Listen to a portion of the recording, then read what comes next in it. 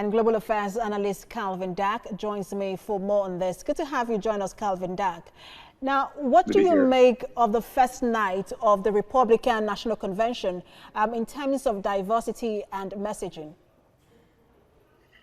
Well, I think on the diversity question, it was quite clear that the Republican Party wants to demonstrate that they at least want the future of the party to be more inclusive with more people like Nikki Haley and Tim Scott. Now, if their policies and practices actually help that come to pass, that's something that they really didn't say how they were going to be able to do that. So Republicans also promised that the convention will focus more on policies and not character, as we saw in the Democratic National Convention. So did the convention meet that expectation? Not really, because if you look at what Donald Trump said and what was said on his behalf, they definitely put forth their ideals about what the president's view of law and order is, and security, and safe neighborhoods, and cancel culture, and all of these things. Now, when it comes to policies as to how they would actually legislate that to get to that ideal, they were very unclear. But once again, that is a reflection of how Donald Trump has influenced the Republican Party, because he has never been one with actual policy recommendations, just his idea of what America should be. So we got really fantastic statement coming from someone like Nikki Haley, who is somewhat of a beloved figure. When she said that she's a brown girl, she grew up a brown girl in a black and white world, and someone like Tim Scott talking about how he moved from cotton to Congress. But we also had people like Mark and Patricia McCloskey, the St. Louis couple who pointed guns at Black Lives Matter protesters. Was that a hit or miss for the convention, especially at a time where we're seeing the Black Lives Matter movement? Well, I think from Trump and the Republican point of view, it was a hit, because I don't think they really understand consistency in messaging when it comes to diversity. Look, I'm a black person, a proud black person in the U.S. Tim Scott is as well, and Nikki Haley, a proud brown woman, as she said. But for them to look at me last night and say that that this country does not have its racist elements, and that, all of the things that the Democrats have talked about to promote Black Lives Matter, to kind of solve our racial issues, are simply manipulation, that black people are just used to voting Democrat. I don't agree with it, but they have just as much a right to hold that position as minorities in this country as I do.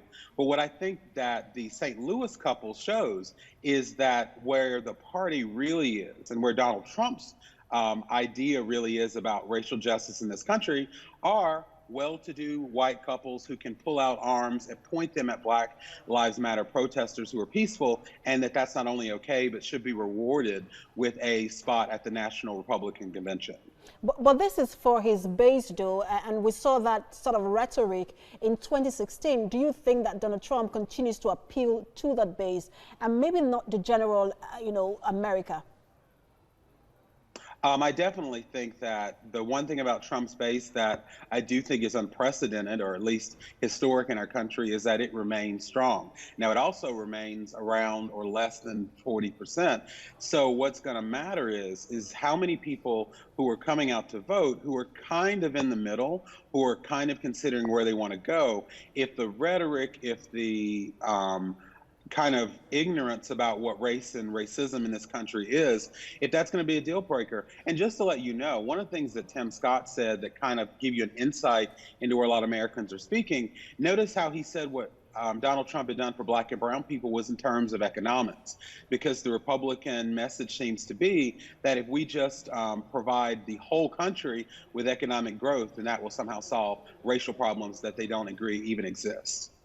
Whilst we know that Joe Biden has picked Kamala Harris as his running mate, and some people think that might address the racial tension at this moment, but Joe Biden is now maintaining an 8% lead over President Trump in the polls. Now, some weeks ago, it was about 12%. And does this reflect the current mood in the country? Well, I think that my personal opinion about what's being reflected in the polls is what happens every election year, that it doesn't really get real for a lot of people until we have the conventions where people realize that the election is 70 so days away, where people are now doing what I did, requesting my mail in ballot. So I think when it gets real, it requires a lot of those people in the middle or undecided to get closer to the decision they're going to make. So the race tightening actually makes sense at this time. So there are independents and there are also Republicans who don't like President Trump but want to continue to support the conservative agenda. What will it take to get those kind of people, whether independents or Republicans, by both sides of the aisle? That's going to be a difficult one because one of the things that I was surprised at was Nikki Haley, who, most people believe that she has high aspirations for her own political offices she wants to seek in 2024. I was interested to see, how much is she going to associate herself with the Republican Party as a whole or with Donald Trump. And she went for the latter.